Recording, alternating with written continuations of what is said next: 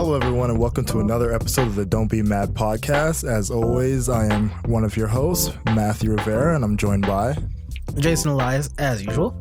And today we actually have a very special guest, well, two special guests with us, our first official interviewees, and I would love for them to introduce themselves right now. Hey, what's up? This is Ashley, aka Ash Graphics. Yo, what's up? It's Miro Flaga.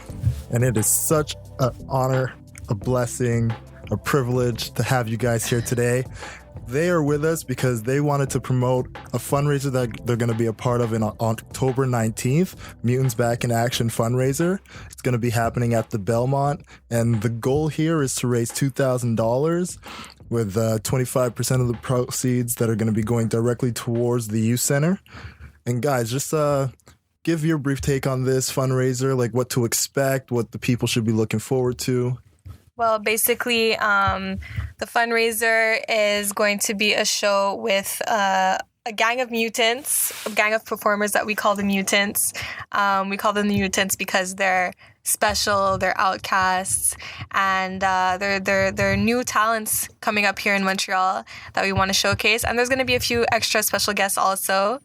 And basically, as you perfectly summarized, we're going to be raising money for a youth center called Oasis des Enfants de Rosemont, which is a youth center that takes in kids after school that come from difficult situations. Their families are either newly immigrated or low-income families.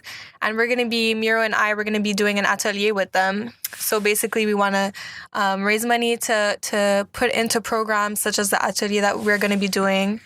And Yeah, basically, we're going to make the kids know what it is to be creative directors. Because since me and Ash were both creative directors, we thought it would be dope, to have kids kind of be in our shoes, like how it is to be creatives. Because growing up, like in high school and everything like that, I remember that a lot of people that used to come in, like these guest speakers or these career programs and stuff like that, they used to come in, they're like, oh, you could be a police officer, or you could be a mechanic, or you could be all these things. And it's just things that I didn't feel like I personally connected to, And nowadays it's the new millennium.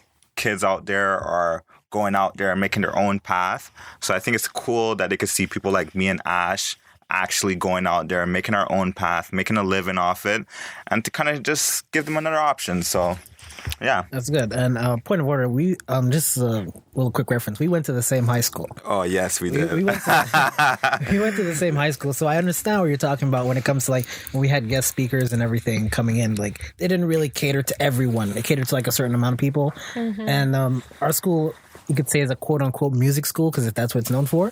It did have a very high creative thing, but I understand where you're going with that, and that which is good because you're bringing a lot of different avenues for different people. Like people either want to draw, people want to do music, people want to do all this stuff. And I think when you said the high school thing, it really resonated with me to say this is something more.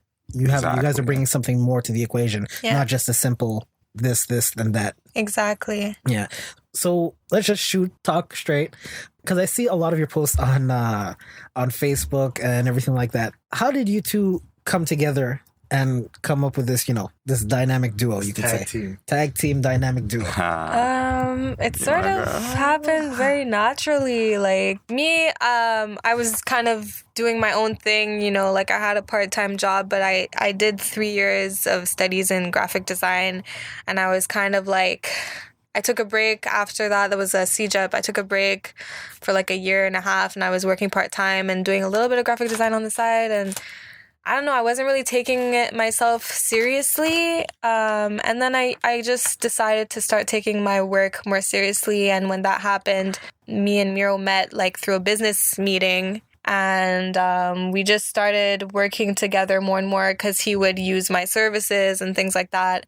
And we just naturally connected and naturally started working more and more together and learning from each other. And yeah, it kind of grew into something a lot bigger. You don't mind me jumping in. What was the first project that the two of you worked on together that, not necessarily like the very first that you were meant to work together, but the one that where you found that spark where it's like you're both your minds were just needed to continue the collaboration? Your collab. Yeah. Like me and her, we went up north, I think. And at the time I had this, I had a 3mm camera, like one of those film cameras. I had one of those. So that whole last year summer, I was just really documenting my life, every day. I just go buy a roll of film, use that for 2 weeks, develop it. And I was just documenting my life. And then we went away to like up north, I think. Yeah, we went to like this chalet. We decided to just go for fun, Yeah. with a few friends. Exactly. And like we just took some pictures and I developed those pictures and we were just going through those pictures and she was just like, yo, like these pictures are dope, like let me see what I could do with them. Yeah. And then she creates like this crazy like art piece like with 6 of the photos and everything. I was like, oh man, like, and we submit that to a few publications that actually got featured in the IX Daily. Yeah, IX Daily, OK Magazine. It got featured in John Hopkins as well. Yeah, John Hopkins University Art Magazine.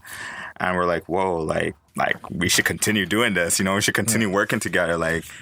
No, I'm actually glad you mentioned the camera because I remember I was like going through your site and you have like one section where you really break down why you wanted to use that camera and talking about how, when we use like our phones or digital cameras, like people take hundreds of pictures, but with you using the analog, it was more about making sure the moments you captured were that special so that you weren't just taking it to delete it later, Like, can you go a bit further into that from, like, your own mind after now having this time with it? Like, how do you feel about it? It was just a vibe I was feeling at the moment. Like, I don't use it as much as I did before, but it was just like, I was in a stage where I was trying to kind of discover myself a little bit more, and I was just really kind of anti-everything, kind of anti-digital, anti-mainstream and everything, and I wanted to just go back to the basics of things, Like, I had this whole, like, vibe where I was just into, like, CDs again, like, looking at artwork, like, remember when we used to buy CDs and they used to have, like, those artwork dig in there? Through the crates. You know what I mean? Like, kind of just feeling that. Then when I discovered the camera, I was just like, whoa, like, it's cool because you have 25 shots.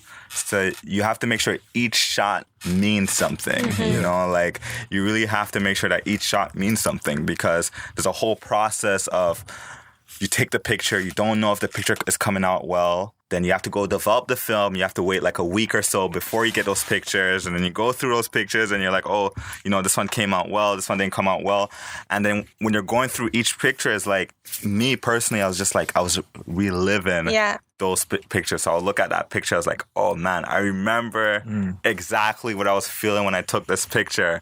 It's not the same when I take a picture on my phone, like unless it's just one picture I took, then I could be like, okay, I remember what was going on. But if I took like multiple pictures, it's hard for me to like feel what was going through, what I was going through at that time. So well, that's the thing, because like one of the things I appreciated about seeing that on the site, just seeing those pictures that you took with this camera, was it felt like looking at your memory because it's not like a crisp, like every pixel is detailed perfectly. It's like it's a little blurry. You can still see like if there was smoke in the air, like you see it there. Like it really gave you a feel of like we're going back with you, and it's not just all right. Here's a snapshot that I just snagged on my camera because it was like my phone was out. Like I really like that it gave a feel of you almost going backwards and becoming a student of the game because when you do what you do as far as looking at brands and trying to figure out a visual component for it, to know that you have that, like that type of study towards it and that type of appreciation for it, like for me as like my creative side appreciates that. And your creative thank you, side, thank you. I really appreciate that. So I have a question. As you guys go throughout Montreal, because what I see you guys are doing is very unique and different, but in a way seems familiar in the same way. And I wanted to know, what do you think of the Montreal scene, of what you guys are doing? Say in your genre, what you guys are doing in Montreal? Because I don't see a lot of people in Montreal doing exactly what you guys are doing. Or promoting the way you guys are doing, or because in my experience, what I've noticed with Montreal artists in any genre, it could be in design, art, music, whatever, they usually do it for a little bit amount of time, then they quickly change to something else, always adapting, either taking example from the States or taking example from even close to Toronto or something like that. They always try to adapt to them. There's never anything unique to Montreal. How do you guys capture that uniqueness, and what do you guys think of the Montreal scene in general? Well, what I've learned a lot through my experience of working with Miro and like just learning along the way is that a lot of people, they don't really care so much about detail. Their standards are kind of low, I feel, personally. And what stands out, what we feel makes us stand out is that we really care about detail. We really care about the little things that make the biggest difference. You know, a lot of people like to rush through things and just want to do what the next person is doing. Us, every single project that we do, we're trying to figure out a way to make it different. We're like, okay, how can we make this stand out? How could we make people turn heads? How could we make people feel something with what we're doing? So I feel like that's not something that everybody has. That's not something that everybody necessarily pays attention to. But for me, for both of us, like I feel like that's super, super important. Yeah, like just to add to what Ash is saying is just that like a lot of people want to play it safe, you know, and like and that's a main thing when it comes to like working with us. We don't like to play it safe. We challenge like our clients and the artists we work with to think outside the box and push outside of that, you know, like it's kind of whack when someone comes up to you and they're like, oh, you know, I want to do this. And when we ask why you want to do it, it's because, oh, you know, like this person is doing it, you know, so I think it's going to fit for me. But it's not true, you know, like the world does not operate like that, you know, because right now what you're doing, you're just doing things that's trendy. You're just doing things that's in the wave and you're not taking the time to discover yourself as an artist. So like our whole approach, me and Ash approach is to like help the artists and the people that we work with to help discover their niche and help discover their lane, you know? And we put a lot of pride into that and we put a lot of emphasis into that, you know? So I think that's what makes us kind of different. But yeah, a lot of people in the scene here, they don't really think like that. And also like, I don't want to bash the scene too much, but it's just because there's no real industry here, you know? Like it's very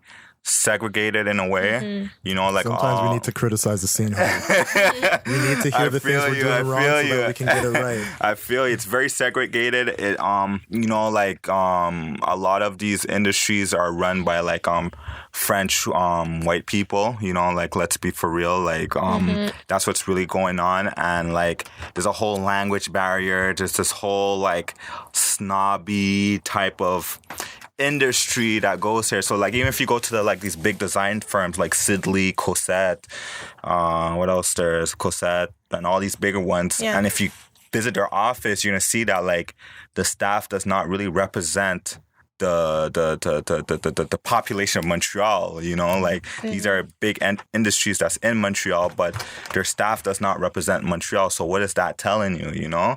So there's this whole little thing like that. And it's kind of discouraging for a lot of people who probably study design and stuff like that.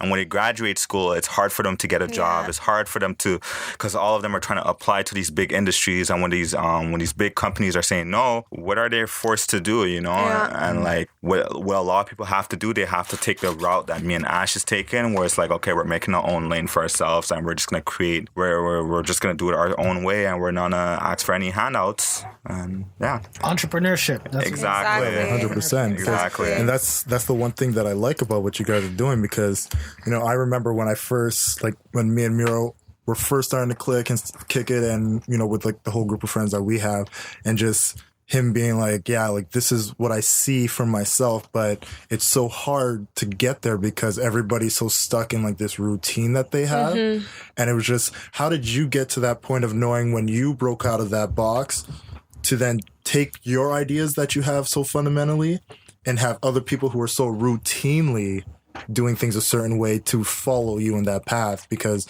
I see where your growth is going, and I see now you have a lot more people coming with you.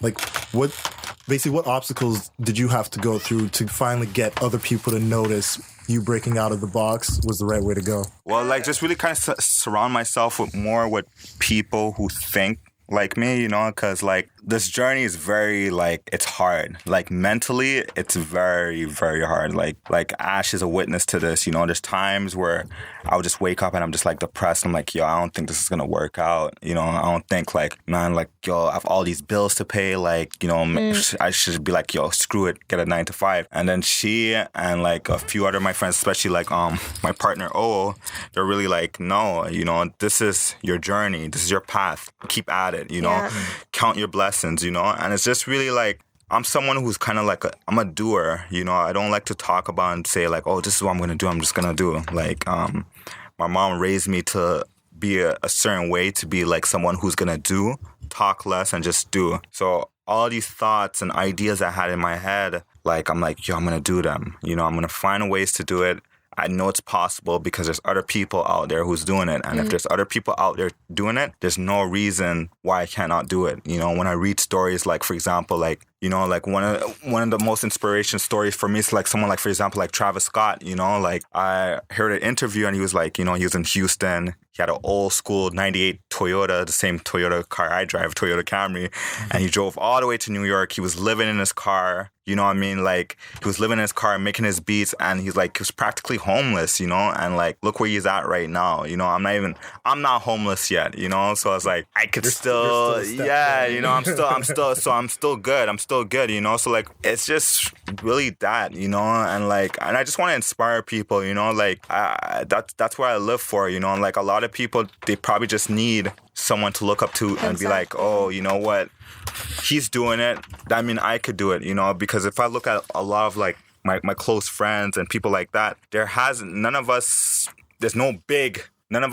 we don't really have no good examples of people who followed their dreams and they made it happen. You know, it's very rare, you know, like I never had friends like that or anything like that. So it's normal for us to all be like, oh, you know what? Like, skeptical about it. Skeptical. So like, I want to be the person who's going to change that mold, who's going to do it as best as I can. And, hopefully people are just going to start, once they see that, they're going to be like, oh man, you could do it, then I could do it. Lead by example. You know, because it's every day, like, you know, I talk to Ash and be like, yo. And but sorry to cut you off, but like you were saying, like, oh, there's people who are going to follow and whatever. Right now, it's a very lonely journey because there's not a lot of people who think like us, you know, like we most of the time have to convince people. Even other people who say that they're artists themselves, they don't even take their own craft seriously, you know. So it's like it's a lonely journey, but like it's really, you have to keep a good crowd of people around you, you know, and people who are just gonna constantly motivate you and push you to the right direction, you know.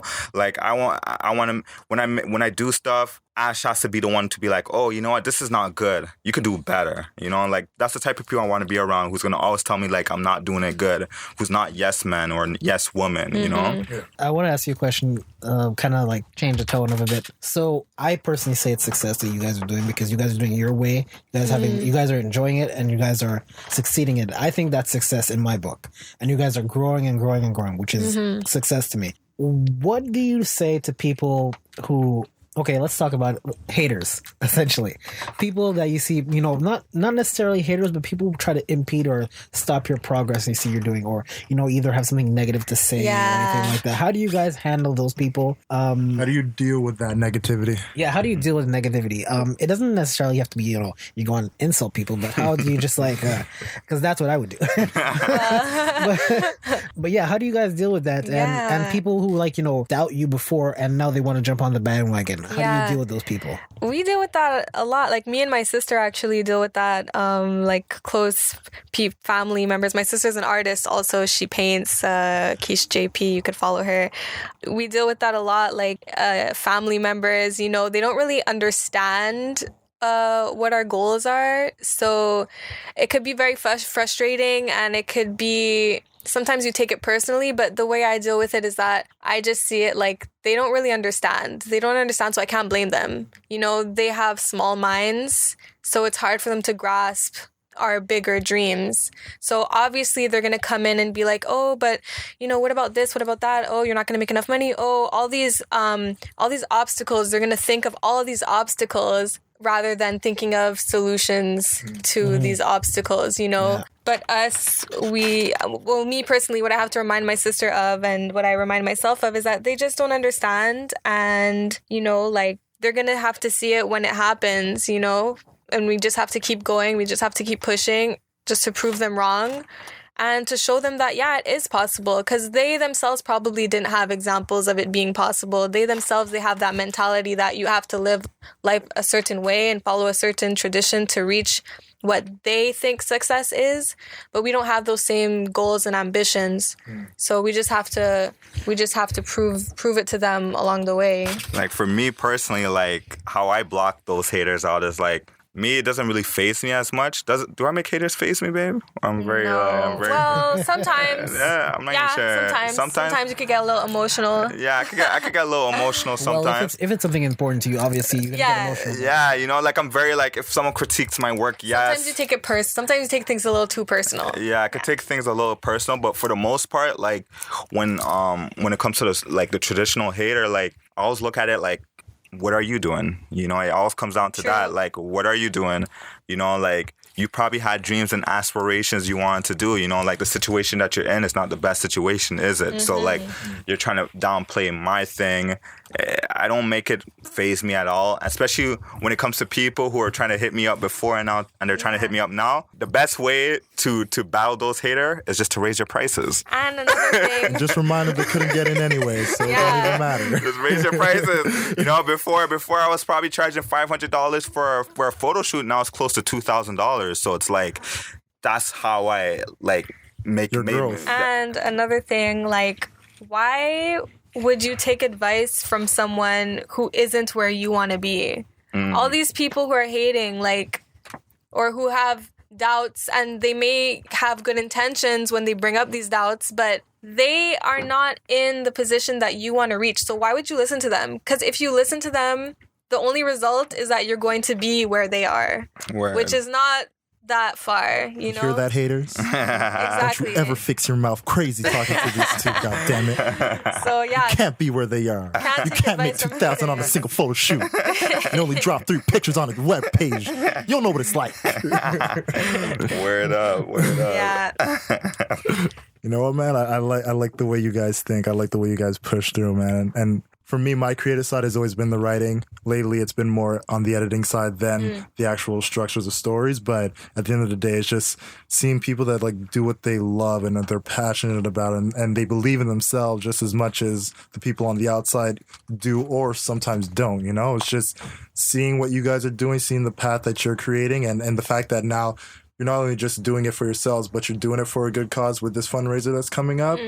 I tip my hat to you guys. I salute you both because it's phenomenal. Thank you. When you say writing, are you meaning like more on the copywriting side of things? Or? No, I legit was doing a few short stories. Like I have something that I'm working on because, as one of my favorite professors always told me, writers write. That simple, you know? Like, you can talk about it, you can allude to it, think about it, but at the end of the day, if you want to be a writer, you got to write. So for you guys as influencers, if you want to be an influencer, you got to influence. And I see that's what you're doing, you know, and it's showing in the quality of what you put out and in the emotion and the energy that you put out, and the fact that, you know, like, we're here on this podcast, you know, like, we wanted to reach out to you and you actually got to us before we got to you. That just shows like the type of respect and the energy and the creativity that goes back. We just want to connect with people who are serious and people who are passionate about what they do, you know, like it's really organic, you know, like me and Ash, like me, I don't believe in this whole vibe of like your followers, views, and popularity. I remove myself from that, you know, like I look at the work and I look at how passionate people are about 100%. About what they do. So when I saw what you guys are doing, I'm like, wow, you guys are consistent. I like the topics. You know what I'm saying? I know you guys personally. I'm like, yo, you know what? I want to mess with y'all. Like, I don't really care, man. Like, Respect, I want to mess with you. Some good stuff. Well, unfortunately, I was never a writer. I just handle stuff from the back, you know, the background scenes, like the Black Ghostbuster. Solves everything in the background. But yeah, when you reached out, I was really glad that you reached out because, you know, I know you for years and everything like that. I see what you've been doing and everything like that. And it's extremely positive especially in the Black community, to do something extremely positive. Yeah. We don't see that, especially in Montreal. You don't see that very often. English Montreal too. Maybe French you see it, but English Montreal you don't see it as often. We got to connect yeah. with Voltron. Yes. You got to connect. You got to. Yes. You have to connect. You have to, network, and I think that's the great positive thing, because even going back to the school thing, you don't see this kind of influence coming from school, like to branch out into these other avenues that you can branch out into, and it doesn't usually cater to us. But that I can go into a whole rant because of that, because of school and how it caters to people. But what you guys are doing are very positive, and I want to see more. Like, I want to see you guys continue for like 10 years from now. Definitely. Yeah, and just keep doing what you're doing. If people hate on you, we will kick their ass. Speaking of like wanting to see you do this 10 years from now, what is that ultimate goal for you guys? Like, let's say 5, 10, 15, 20 years from now, like, where do you want to see yourself? What's the aspiration? I'll go first. Like ultimately, like, say 5 years from now, the goal is to really have our own production house. Like, we're the ones who are responsible. Like, we have our own team of writers, our own team of videographers, photographers. We're making commercials. We're making movies. We're doing ads.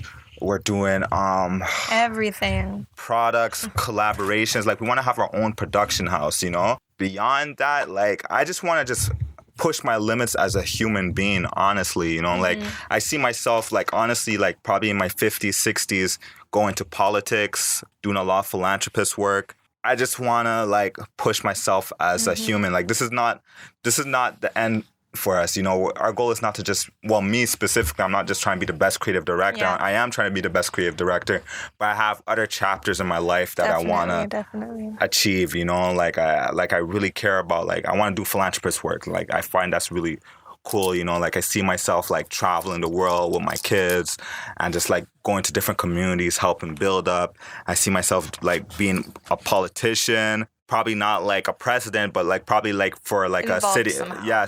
In a city council or something like that. But just doing little things like that and just push my abilities as a human being, honestly. I like to say, like, if we were to have a biopic, this is like the beginning of the movie, like.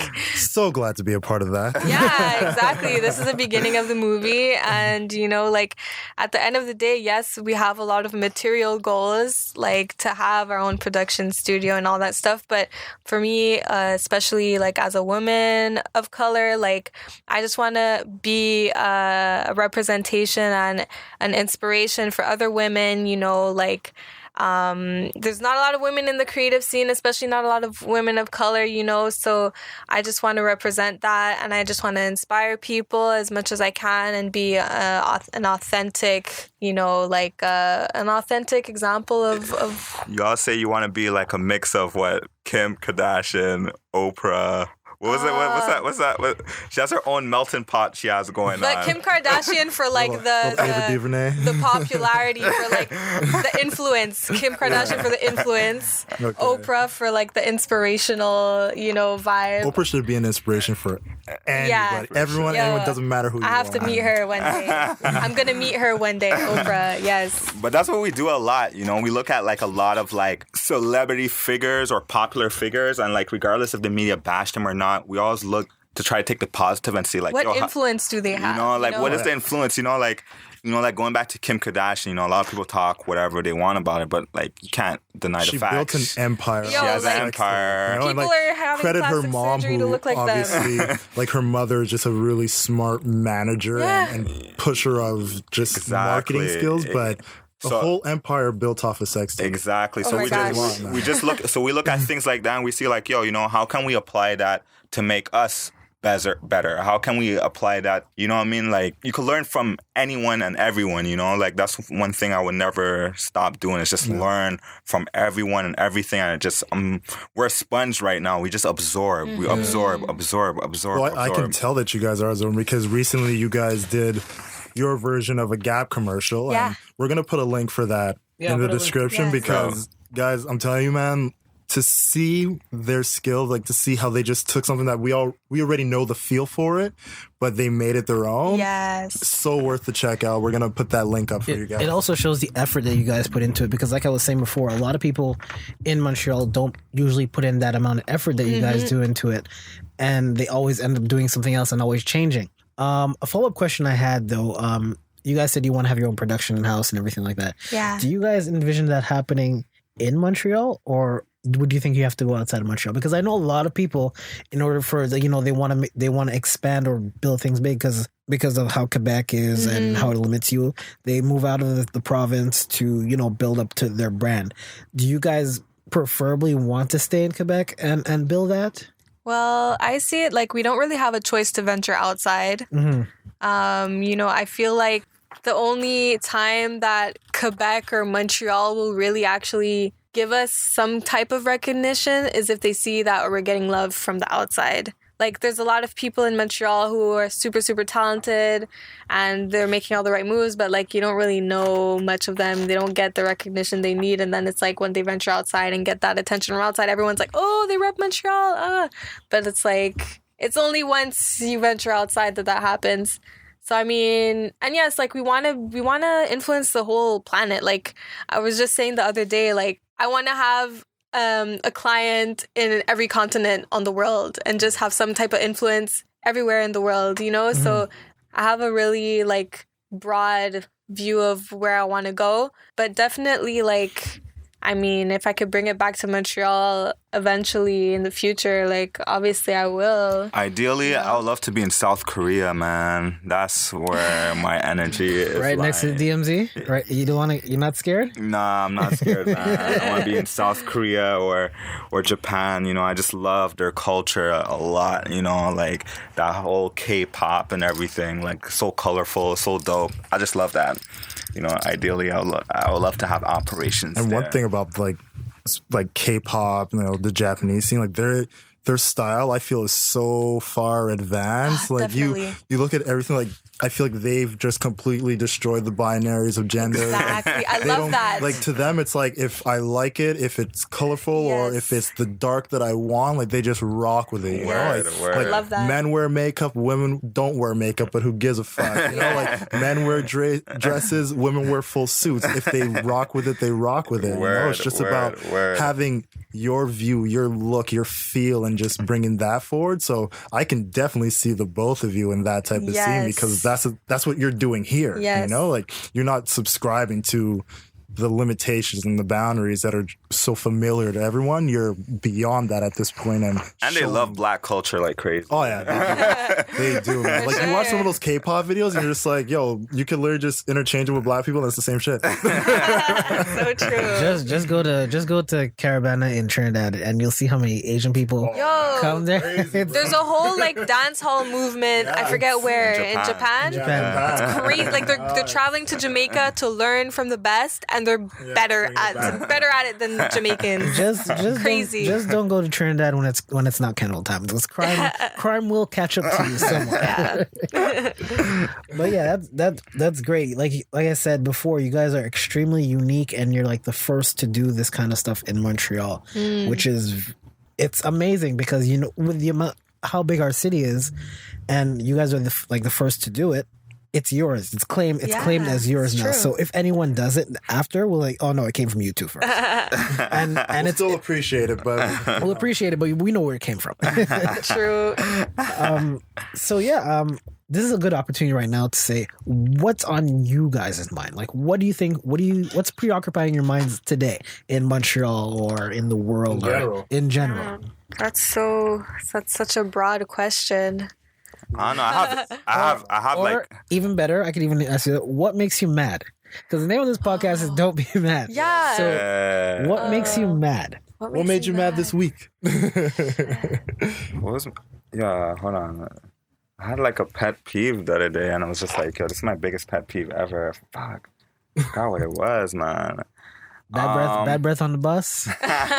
A genuine pet peeve of mine are slow walkers. Oh my gosh. The worst. I'm the most impatient person, so I totally relate. One thing gets me what's getting me mad, I should say, it's like, pretty sure it's very common for a lot of people nowadays. It's just that, like, everyone is so sensitive, man. Like, it's like we live in a day and time where it's like you have to be so careful on the things that you say or anything like that, that people forget context, you know? Like, context is so important, you know what I mean? Like we live in a society, like, if I say he instead of she and it's supposed to be a she, I could get flack for that, you know? But, like, without me not purposely trying to offend a person, just because I just don't know. The best way to say it is, like, we live in a society where people aren't allowed to not know anymore. Yes. Even though we know for a fact there's no way you can know everything, you know? Like, I can be genuinely confused about something. Like, let's say,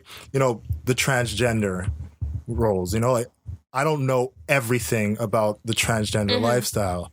But yet, if I go out and say, oh, I don't know this, I don't understand it, people get offended as if I'm saying, like, it's a bad thing, you know? Like, you have, like, that type of mentality that's been going around now, where the mentality of, oh, did you assume my gender? Yes. Yeah, exactly. No, it's really weird, because for people who don't have the understanding of it, they want to understand, and sometimes they'll come out to, like, ask the questions, but in them asking the questions, people take it like they're either being condescending or questioning their existence, you know? And exactly that, you know? And just that idea of not being allowed to not know anything. Yeah. You know? It's such a weird thing that we're coming from now with the sensitivity. True. Like, I can understand why people get offended and things, but at the end of the day, like, you have to kind of be open to the idea that, like, not everybody understands you, not everybody knows the proper terms to use and the proper things to say.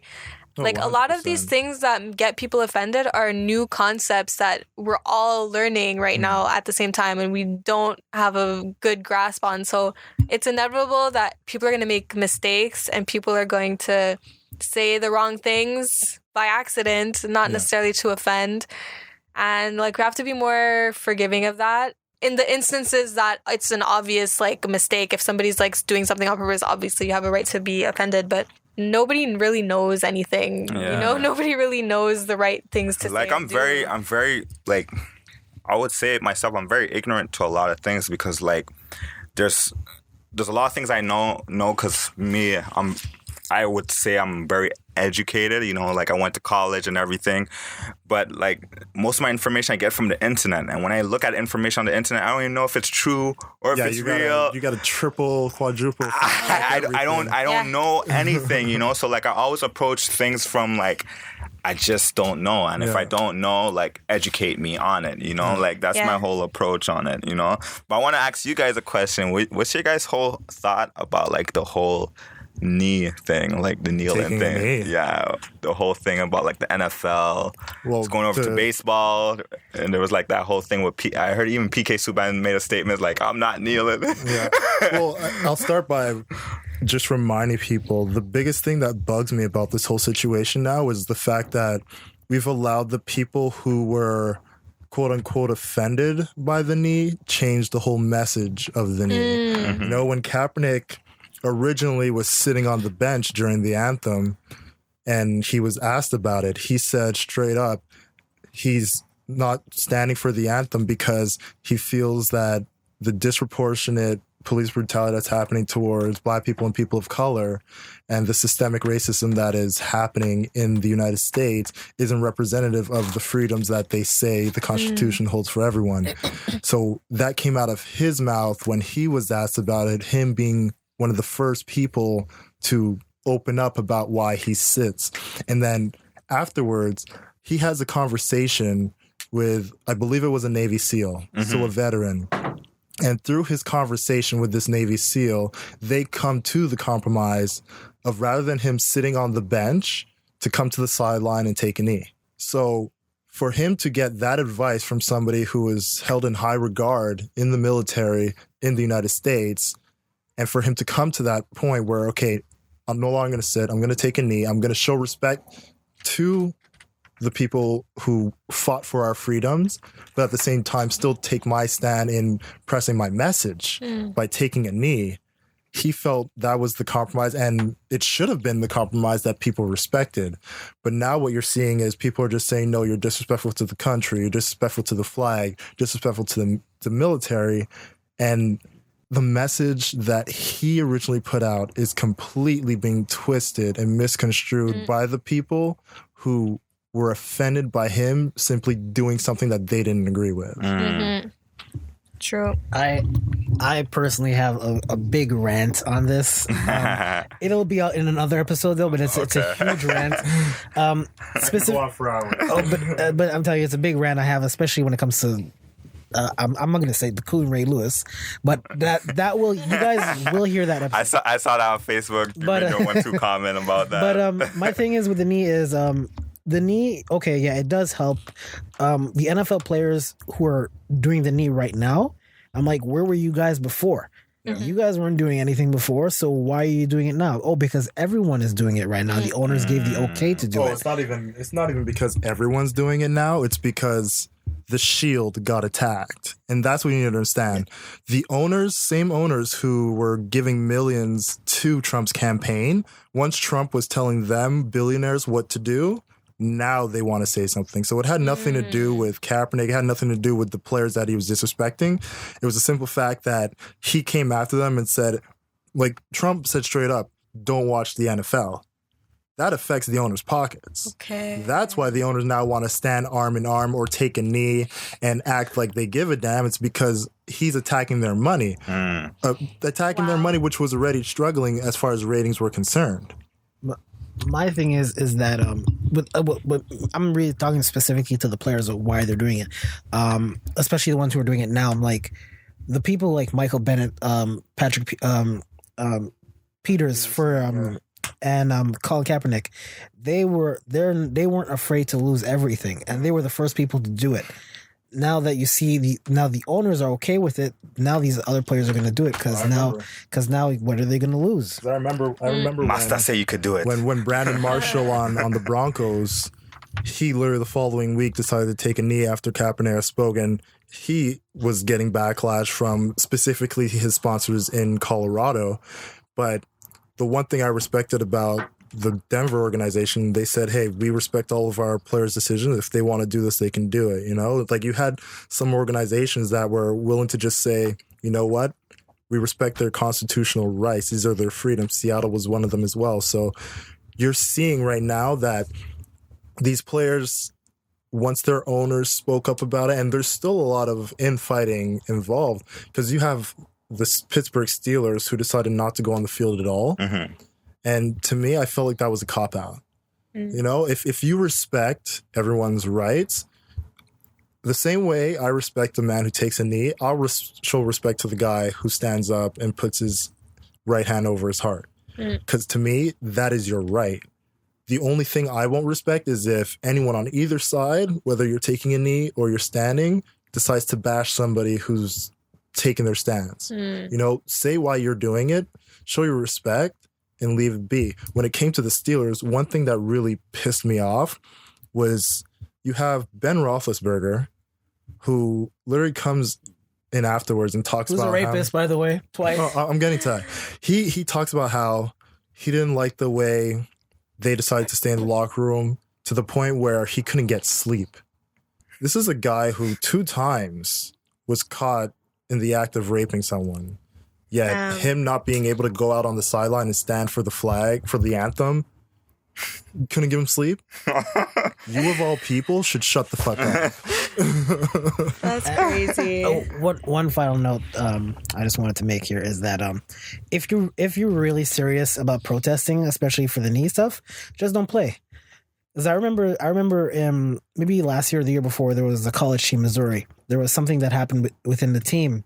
It was something racial, obviously, that happened to the team, and the player said, "We're not playing until the AD gets fired." And it all comes back to money because that's a college that brings in a lot of money, especially TV revenue money. And as soon as they said they weren't playing, AD got fired, and they were able to play. And that's where it comes up. It comes down to money, which is one part, but there's also another part where especially for those young men there, you got to be a man at one point and stand on what you believe, and don't be afraid to lose what you have, because it's like you guys are already coming from nothing. What more can you lose if you're coming from nothing? Yeah, you're making money now. You are surviving without money, so don't be afraid to lose the money if you have it. True. And don't you damn well dare backpedal when that fire comes on your ass. Because you know what? The only reason people were mad at Ray Lewis was because he went on Undisputed and said he would never take a knee for the anthem. Then when he's in London, he goes down on 2 knees and says he was praying. Nigga said he was praying. Dude, I'm sorry, but the one thing about the anthem, if you're showing the anthem respect, especially if you're a guy who said you're never going to take a knee during the anthem, you're paying attention to the anthem. You're saying the words of the anthem. You get down on 2 knees and want to say you were praying during the anthem. That's more disrespectful than if you just took the knee and were silent. My whole argument with that is just that, like, it's crazy, you know? Like, I just feel like we live in a time right now where it's like your voice is so important, and it's like, it's funny seeing like these people of power, these celebrities, these icons, whatever, they're being controlled, you know? For sure a lot of these people want to speak up, but they're scared to lose this endorsement, this sponsorship and everything. So, you know, like, even today I saw this little article, and they're saying like the NBA even issued out like a memo to all the owners of the team, and they're actually kind of warning the players from taking like but that was a rule there for like years, like 10 years, over a decade. They had that rule for like a long time. Yeah, it's not a new rule. Yeah, it's not a new rule or anything like that. But yeah, like I was saying with you guys, especially because you guys work for yourselves. So you guys are not afraid to, you guys don't really answer to anyone but yourselves. And you have a responsibility to yourselves to, like, you know, build your brand up. Players like them who have a boss or boss, as like, how do you say it? They have people to answer to. I get it. I understand that, you know, some of them are scared. They don't want to protest and everything like that. But there's a point in your life where, you know what, you have to say, this is wrong. This can't continue and everything like that. I'm like the advocate I'm the person, like, you know, I think that everyone should be able to work for themselves. Like, build your own brand, like you guys are doing. Build your own brand, and you work for yourselves. And if you feel more accomplished when, you know, you see your thing that you built go up. Yeah. And I think I'm not sure if the NFL is ever going to get like that, because, you know, the fan base is huge and everything like that. But it's kind of telling to where it is right now and how it's going to change. But as to Ray Lewis, that CTE is strong, boy. I'm telling you. That CTE is strong in his head. But don't worry, I will have this epic rant for Ray Lewis soon. So do not worry about that. You guys are going to hear it. Look, as I have continuously said, as I started this conversation, you know, it's just about remembering the original message. They want you to forget the original message and make it about just this disrespect towards country, nation, anthem. That's not what it is. It's never been about disrespecting that. It's always been about fighting for the injustices that are happening against people of color disproportionately. That's what it's been about. And it's remembering that. Like, I know a lot of people that have been on the Black Lives Matter side of things, and now they're on the take a knee side of things. Just remember, whether it's small conversation or if you are the type of person who argues on the internet, keep it on message. Remember to keep it on message. If somebody tries to steer you away from message, you tell them what the message is, and if they keep ignoring it, you ignore them. Like, it's that simple, because the last thing we need to do is talk in circles and run around the bush about what exactly it was that brought us to this point right now. It's the original message. So true. Epic rant done. Whoa. So true. We dropping mics here? That just changed the entire mood of everything. Like, it was. I love it. Man. I love it, though. All right. I was actually thinking about aliens this morning. What? Aliens? Why? Know that video we were watching? The top 5s video? Yeah. No, it wasn't about aliens. It was about like the website. It was about the deep web. And stuff like that. I don't know. Like, I like conspiracies and stuff like that. Like, we like to watch like videos about like aliens and stuff like that. People being abducted and stuff like that. Like, I'll believe in an alien when I see it. What? You don't believe in aliens, man? Soon enough, man. Soon enough. I don't say I don't believe in them. I'm just saying that When I see it, I'll believe it. I don't think anyone's advanced I don't think enough. you're gonna see it. I don't need to see it to know See that it. we are dumb enough to not know if they are here right now. Yeah. Like a big thing, like I hear a lot, is that like the technology that we have now. What is it? It's like We were watching this documentary, and they were saying that we're 100 years behind technologically. Like, we could have advanced way more than we have, but there's all the CIA have all the some dope stuff. Technological basically. advancement that they're keeping from us because we could be self-sufficient, like have we don't need to rely on like fossil fuels and things like that. Yeah. But because it brings in so much money and there's so much people who have a lot of power who control all of this stuff, like they're trying to stop us from getting to the point where we don't need them anymore. Well, look, we know back in the 70s they had a car that ran on water. Exactly. Where are the plans for that car now? Where's the man who invented it? He died. That's what I'm because they know. Exactly. So, they don't want this planet to be self-sustaining. They want it to be reliant. Which That's is the problem. very sad. It's very sad because now it's a shame. You're seeing like the consistency in hurricanes once a week. The earthquake that happened in Mexico, volcanoes erupting that hadn't erupted in over hundreds of years. It's so scary. It's directly because of what we're doing, man. It's all the drilling for crude oils. It's the way we emissions, just the way we treat this planet. It's coming back to haunt us, and we're seeing the effects of it. Like, look, it's the end of September, and we've 2 days ago started getting fall weather. Yeah. Like we had a good 2.5, 3 weeks where it was almost 40 plus every day. Yeah. That makes no sense. Scary, and they're predicting that all we're gonna get this winter is freezing rain and very cold weather. Vancouver weather in Montreal. Worse than that, because Vancouver doesn't usually get freezing rain. Oh, true. Unless you're up in like Whistler or whatever, you know. But like here, we get snow and you know maybe we get like the seasonal warms for winter. But no, they're just saying it's gonna be cold and freezing rains. That's crazy. Scary, man. Imagine, man. Like what we're doing to this planet is changing, man. We have to take more care of the planet, man. Like that is God. Planet is God. That's how we look at it. I mean, like if the planet's gonna go on living without us regardless, like it doesn't really matter. We're just a disease on the planet. We're gonna be annihilated and the planet's gonna keep going without us. All right. So I want to thank you all again for stopping by. It was fun, informative. Yes. And just proud of you guys. Just keep building. Don't stop. Don't doubt yourselves. It's going to be hard at first. It's going to be hard later on. It's going to be harder even when you get to grow as much as you want to. But just keep doing it and you're going to see.